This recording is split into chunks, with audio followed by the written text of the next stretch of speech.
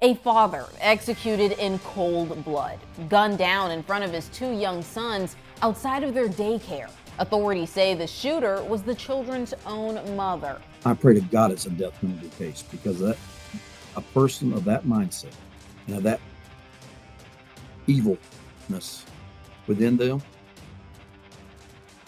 deserves nothing less than death. Christopher Jones had just walked out of the Florida daycare, buckled his sons into their car seats when, according to Bradford County investigators, Mindy Osteen pulled out a gun and allegedly shot him right in front of their children.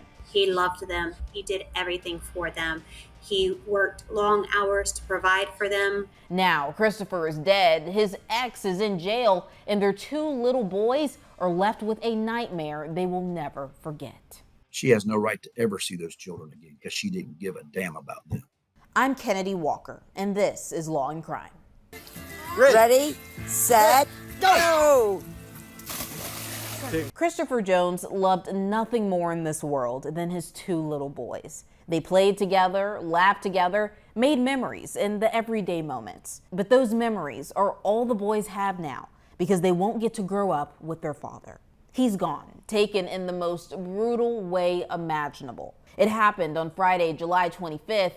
The day started like any normal day. Police say Christopher picked his children up from daycare. He reportedly put both boys in the back of his car, buckled them into their car seats, and got into the driver's seat. But what he didn't know was that someone was allegedly watching. Bradford County detectives say their mother, Mindy Osteen, was lurking nearby. Security footage allegedly shows her waiting. Then she pulled a gun from her bag and started shooting. Witnesses say you could hear Christopher's screams. He reportedly jumped out of the car and tried to run. Osteen allegedly followed and then fired again. Investigators say he made it to the entryway of the daycare, desperate to get help, but couldn't get through the second set of security doors. Osteen allegedly caught up to him and reportedly fired more shots. Police say her gun jammed, then she stepped outside, cleared it, and came back. According to documents, Osteen said, "Please let the monster die," then walked right up to Christopher and allegedly said, "You got to die, Chris. You can't kill my kids." And he replied, "I'm not killing nobody." When deputies arrived, Christopher was still alive, and according to documents, he told them Mindy Osteen was the one who shot him. As they approached, Osteen allegedly confessed on the spot, saying, "I'm right here, y'all. I done it in self-defense." Christopher was rushed to the hospital, but he did not survive. Now, Mindy Osteen is charged with first-degree murder, cruelty towards a child, weapon possession, and larceny. And their two boys are left without their father, without the man who loved them more than anything. Christopher's sister, Melanie Russo, started a GoFundMe to support the boys. On social media, she claimed Christopher was a victim of domestic violence. She wrote in part, "Men can be victims too. And when their pain is ignored, the consequences can be devastating." She went on to say, "What most people didn't see was the abuse he endured behind closed doors, the emotional manipulation, the physical violence, the stalking, the threats. He reported it. He tried to get help, but because he was a man, his cries were unheard." And today I'm speaking with Christopher's sister, Melanie Russo. First, Melanie, I just want to say how sorry I am for your loss. I cannot imagine the pain your family is going through right now. First, how are you doing, and how are Christopher's sons holding up? We are going day by day. We are just taking it day by day. That's all we can do right now. Luckily at this time, the boys are surrounded by family that loves them. We've had family reaching out to offer to help care for them, help with their needs as much as we possibly can. So right now, thankfully, they're living a good life. They're surrounded by love, and they're happy boys, but they're still young. So we don't know what our outcome is going to be with them as they get older. This is a Law and Crime legal alert. Did you know that children are being diagnosed with serious conditions like type 2 diabetes and non-alcoholic fatty liver disease? And research is potentially linking ultra-processed foods to these outcomes. Morgan & Morgan is stepping in to fight to hold food companies accountable. With decades of experience fighting large corporations, they're ready to stand up for families who deserve justice.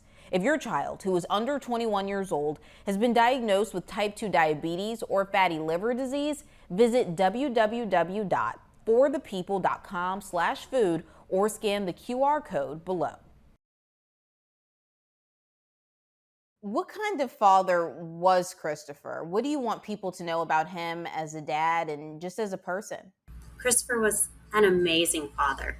He loved his sons in such a way.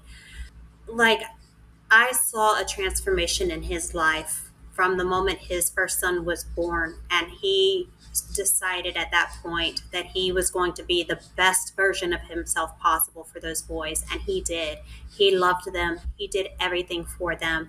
He worked long hours to provide for them, and in the time that he wasn't working, he took that spare time, he was with them. If he wasn't at work, he was taking care of them, playing ball with them, playing t-ball with them, swimming in the pool with them. Very, very active father in their life. Amazing, amazing father. Now, online, you said that your brother was a victim of domestic violence. Can you help us understand what he was going through behind the scenes? He went through a lot. The mother of his children, she had some serious mental instabilities. There was history of drug use and everything else. We don't know how current any of that was, if it was played a factor or not. I mean, there's no way to really know. But there was a lot of verbal abuse. There was a lot of physical abuse. There was emotional abuse. She knew how much he loved his sons. She knew that they had his heart, and she used that against him. She would throw things. She would break things. She would throw things at him, like glasses, would throw things at him while he was holding their son. She was very violent. She pulled a knife on him at one time, and then she turned around and called the cops and said it was him pulling a knife, when it wasn't. It was her pulling a knife on him. She's attacked him, after they separated, when he would go to pick up the boys before they were removed from her care, when he would go to pick them up. She's attacked him physically. And I mean, in all of it, he reached out for help, but he reached out for help not only necessarily for himself. He reached out for help to try to get help for her, for her mental health, because he knew that the children needed a mother with mental stability. And he knew that he couldn't live a life with somebody that was constantly attacking him, And so he tried to get that help. He tried to get that help for her. He tried to get that help for the boys. He tried to get that help for himself. And nobody listened. Nobody did anything. Did he ever talk to you about being afraid or feeling like something like this could happen? He spoke with his family quite frequently about, none of us ever could have imagined that it could have gotten to this point. None of us thought that the violence would escalate to this point. But he did talk about, like, it did get to a point to where he would not even do like a child exchange with her. Like, he would have family members do that, just because anytime that he would go around, she would attack him. And then she would turn around and try to say that it was the opposite. And she would try to call the law and say he was attacking her when that wasn't the case. She was attacking him. So he got to a point to where he just completely stood back and just asked for the help of the family. Can you please help me do the exchange? The boys still need to see their mother, but I can't be in her presence because of what she may do. But even at all of it, I don't think anybody expected it to go this far. And now, unfortunately, he's no longer here. 2 boys left without a father. Their mom is now in jail. How are you guys just handling this mentally? It is a lot. It is hard. It is very hard. But as a family, we have all come together and we are there supporting each other, and we are supporting the boys in the best way that we can for the time being while we figure everything else out, while we figure out the next steps. We don't know what the next steps are going to look like. We have no idea what the future is going to look like. But for right now, we are making sure as a family that these boys are being taken care of, from everyone, from grandparents, aunts, uncles, cousins, everybody is stepping in and offering their help in any way possible to make sure that right now these boys are taken care of, that they are happy, that they are healthy, and that they have a safe place to land. Online, you seem to be spreading a lot of awareness about the issues that men go through in regard to domestic violence, and just showing that men can be victims as well. Why do you think society struggles to believe or support some male victims in domestic violence? Well, I mean, because first and foremost, most men aren't going to come forward. Men they already know who's going to believe us. Who's going to believe if we come through and say that we are suffering from the hand of a woman? Because society in itself always just sees the woman as a victim. So, and even in this situation, when he was reaching out for help, he was reaching out for help for her, for her mental health, rather than reaching out. I mean, while he was letting them know, hey, this is happening, he was doing it more to get her help. But and that just shows that men aren't going to reach out and say, I need help from this woman, because they don't feel like they're ever going to be believed. And this is a situation that shows just that, because while he showed proof of the constant emotional, physical, mental, text messages and everything, he showed everything that he needed to show to the right people, and nobody did anything. And it is so sad, because even in this, I'm hearing stories. There are other men that are, commenting on my social media and things like that, telling me their stories as men who did suffer domestic abuse at the hands of a woman, and nobody ever believed them. And it's just the way that society and culture right now views things, and they just, because we have gone forward so much in time to talk about violence against women and everything else, which by all means we have to stand up for women, but we also have to stand up for men. Domestic violence can affect anybody. Anybody can be a victim. It doesn't matter your gender. It doesn't matter the color of your skin. It doesn't matter where you come from, where you've been. Anybody can become a victim of domestic violence. And we have to be willing to listen and accept that, and give them the help that they need, and not judge them. Oh, you're a man, you should be able to take care of yourself. Or, oh, she's just a woman. No, we need to be able to make sure everybody gets the help that they need before we end up in a situation like this one.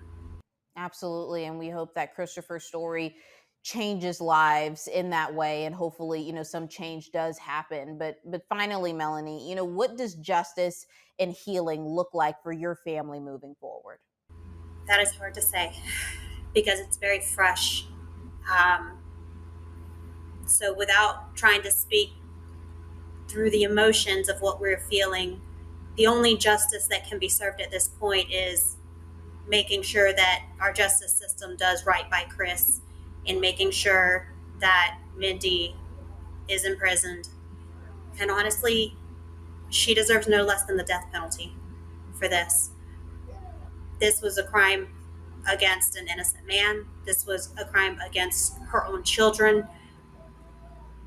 How do you let somebody continue to walk this earth when they've done what they've done like this? And I mean, while that's never going to help us heal, that's not going to bring him back, that's not going to make us feel better, I think from where we are as a nation, as society, I think that's the best that we can ask for. Well, Melanie, your family is definitely in our thoughts and prayers. This is a story that we will be following. Thank you so much for coming on today. You're welcome. And here to break down where the investigation stands and what could come next in this case is Bradford County Sheriff Gordon Smith. Sheriff, thank you so much for taking the time and coming on today. Absolutely. It's important to get the truth out and the message out to what occurred. It's really shocked the community. Yeah, let's just start with the moment your team responded. I mean, what were deputies met with at the scene outside of the daycare? Confusion and chaos at first, getting the reports. We did have a high school, which is right next door. There's a little street between the two, the daycare, by the way, which is the daycare both of my kids that are grown adults now went to when they were young. No fault of the daycare. I was getting called as I was pulling up to the sheriff's conference in Orlando, get a phone call from the superintendent asking what's going on. And I was like, yeah, I'm not sure. Had three of my grandsons with me in the truck. And then the bells and whistles start going off on my alerts and my phone and those times, those situations that happen in our end, and trying to get to the bottom of it, and I go back and I look at the video because the daycare has video, high school has video, the body cams of the officers, the dash cams, all those things in play, and talking with the detective on scene, the lead detective. But the officers were met with total chaos and confusion. You got kids that are being picked up by their parents when this goes down.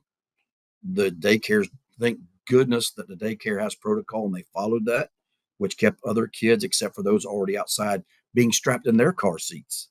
That mothers are putting their child in the car seat. She shows up. She parks just down the road, waits for it. She shows up. It doesn't appear there's any arguments, confusion or anything between those. She makes contact with her two small children, 2 and 1, makes contact with them, and has a brief conversation. They have no conversation. He's picking up the kids' backpacks. She leaves from that scene out of the video. He's strapping the children in. He goes back and grabs some of their belongings, gets into the car, and before he closes his door, she re-enters back in, walks up to the open door area, and just open fires. She shoots him 4 or 5 times there, sitting in the actual driver's seat. He tries to flee, tries to go to run for help. As he flees, the vehicle right behind him is loading their child into a car. She fires in that direction of that car in the high school. Then chases him around. Actually chases him. The gun jams. She takes time to unjam the weapon and fixes the jammed shell and chases him up into the daycare. Now, the daycare has a system in place. You have an outer door. You have a receiving area for parents to pick up their kids. And then there's another locked door that stays locked until each child comes out. He can't get in that door. He's begging for help. You can see, obviously, in the video, he's been shot multiple times. She engages him again and shoots him a couple more times, unjams the weapon again. You can hear her trying to clear the weapon, hollering things at him. You got to die. I don't want you to kill my children, and shoots him again. And it appears the weapon may have jammed because when we recovered it, it still had a couple of rounds in it, but the gun was jammed. She then goes outside and she's kind of circling the vehicle, trying to figure out what to do next. She's hitting her vape. She's doing all those type things, not going to her children. She's not going to them. Law enforcement, another mother to pick her child up, sees her walking around, walks up. As she goes to go in the door, our victim tries to open the door and begs her for help. She's obviously, it's obvious, and she flees and she's trying to get on the phone and call 911. It shocks her. The gentleman's just begging for his life, and the deputies get on scene. They start administering first aid. They're met. They don't know who shot who, where the other person is. She has taken the gun and laid it down in the driver's side of that vehicle where the door was still open. She lays it down there and leaves out of the viewing camera area. And the officers are doing the first aid, administering that. And she walks back around and says, "Here I am. I did it, but it was self-defense," to that effect. And they take her into custody. I mean, since she's in custody, has she said why she did this? Has a motive been revealed? No, ma'am. All she says, she had to protect her kids. They were in a child custody battle. That was a court case coming up. We had dealt with them numerous times. The last act of domestic violence that we can find was back in April of last year. On the 7th, we arrested him for domestic violence. The next day he gets out. She comes to him about a phone and actually They have some kind of altercation. She makes a complaint. We filed charges on him on the April 8th, the day after he was arrested. Filed the charges. It goes to the state attorney. They both declined to pursue charges with the state attorney's office then. And since then, Let's they've speak. been in this long battle. Yeah, Custody battle. let's just speak more about that because, online, the victim's sister, she's saying that he was also a victim of domestic violence. What can you tell us about that? And then this is just one of those examples when people hear about domestic violence, maybe it isn't taken as seriously, but it can end in someone's life ending. Oh, yes, ma'am. And, and in our state, in our community, anytime there's a alleged domestic violence, we have to file a report. And we have to try to arrest the primary aggressor in each one of those cases. Go back to April 7th. The deputies had probable cause to believe he was the primary aggressor. He was arrested. The very next day he gets out. She comes to him. And I'm looking at it. I've got it here on April 8th. He brought a phone line on his Verizon account without authorization. He said somebody's added a phone line. Remember, they're not married. They're not married. They have the 2 children in common. He reported that Mindy struck him while he was sitting in his truck, which is coincidental. She shoots him while he's sitting in his truck. She strikes him.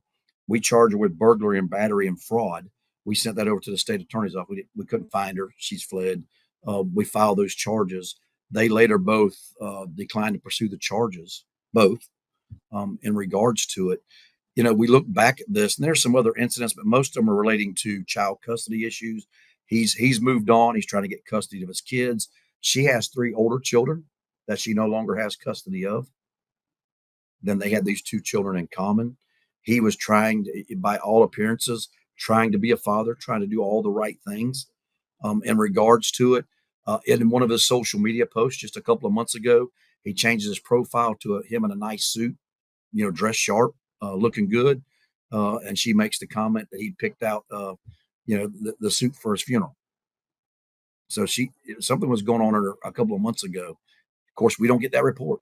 Nobody makes that report to us. He's a man, us men, we like to be tough and think we're unaffected by it. But she makes all kinds of allegations to children and families. We don't have access to that yet. We are, as part of the investigation, subpoenaing all that information from the Children and Family Services.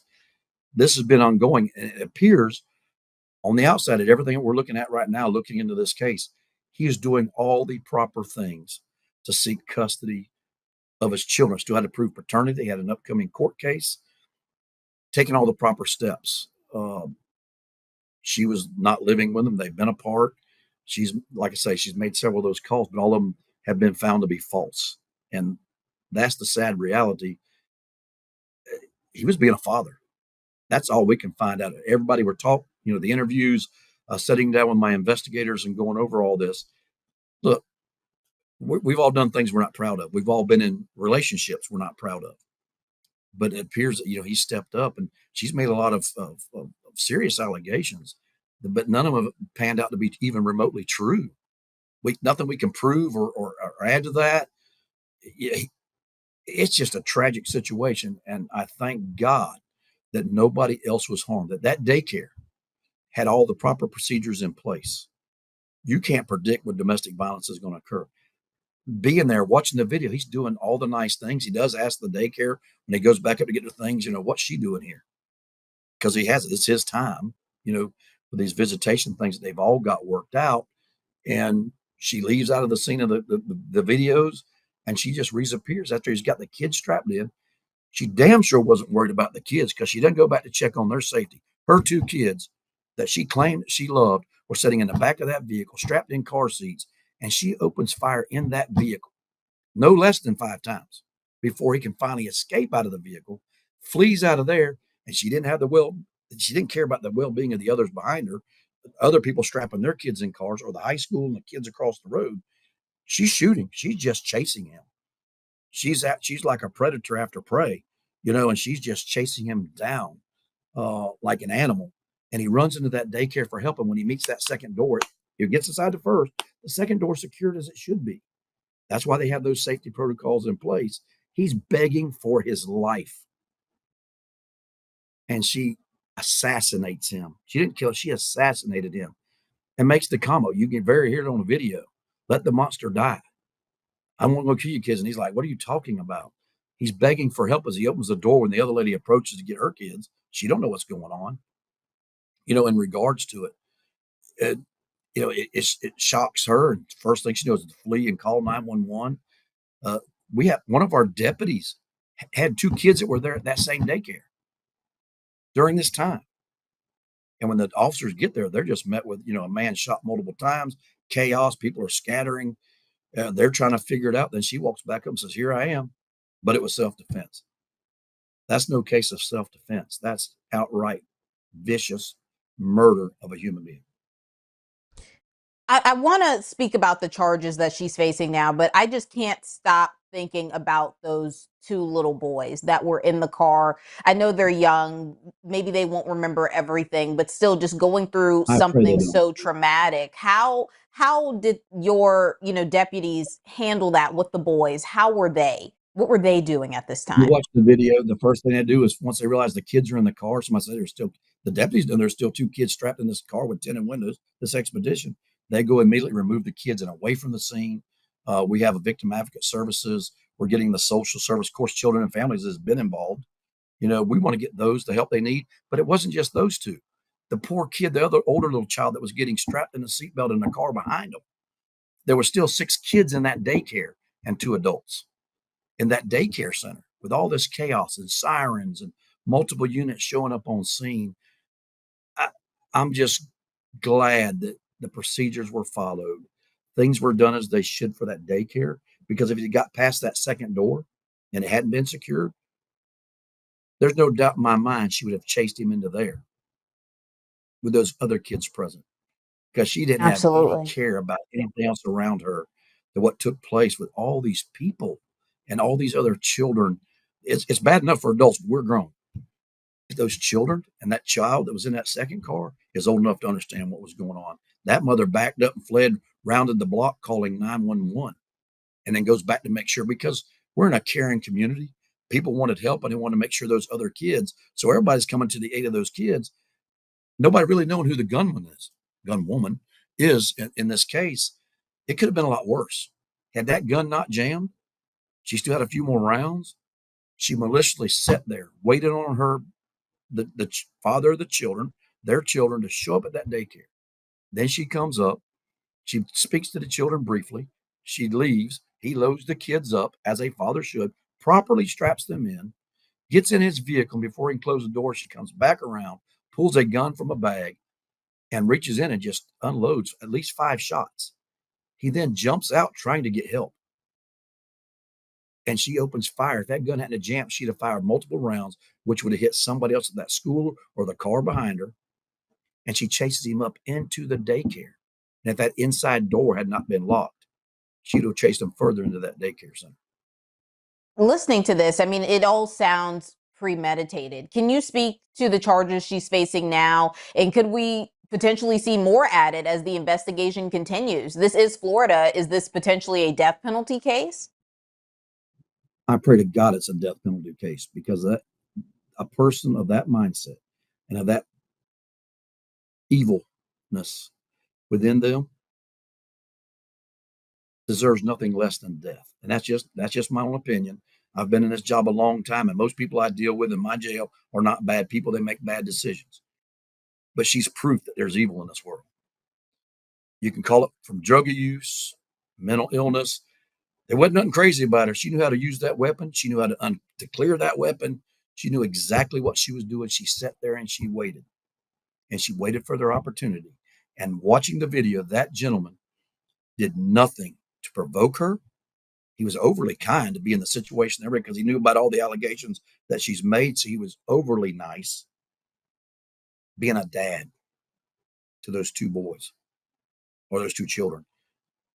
It just breaks my heart. It breaks my heart for the family. These 2 kids got to grow up now, and life's not easy as it is.